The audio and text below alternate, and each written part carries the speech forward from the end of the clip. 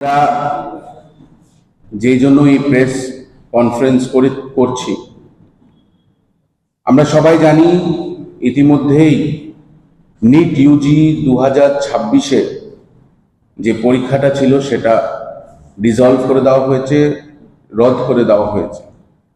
এটার কারণ NEET Yuji 2026 সেই আগের চিরাচরিতভাবেই পেপার লিক হয়েছে এবং এটা প্রথমবার না যে লক্ষ লক্ষ ছাত্রদের জীবন নিয়ে ছিনিমিনি খেলা হচ্ছে।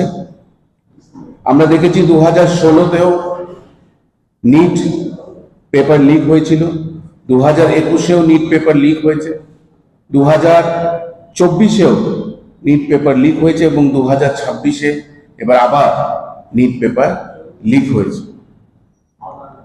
এই নিট পরীক্ষার দায়ভারটা মূলত এনটিএ, ন্যাশনাল টেস্টিং এজেন্সির আন্ডারে থাকে এবং এই national testing agency ministry of এডুকেশনের আন্ডারে।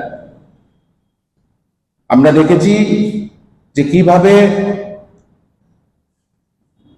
শত শত গরিব ঘরের ছেলেরা এই নিটের জন্য প্রস্তুতি নেয়। আমরা জানি অনেক গরিব ঘরের ছেলেমেয়েরা, তাদের মা বাবারা নিজের গয়না, নিজের সম্পত্তি, নিজের জমি বিক্রি করে ছেলে মেয়েদেরকে এই নিট পরীক্ষার জন্য প্রস্তুতি করায়। কারণ নিটের যে টিউশন ফিস, নিট পরীক্ষার জন্য যে প্রস্তুতির যে টিউশন কোচিংগুলো আছে, সেগুলোর ফিস প্রায় লক্ষ লক্ষ টাকা। কিন্তু ভারতীয় জনতা পার্টির সরকার দিল্লিতে বসার পরে বিগত 10 বছরে 4 বার নিটের পেপার লিক হয়েছিল। তারা বিকশিত ভারতের কথা বলে,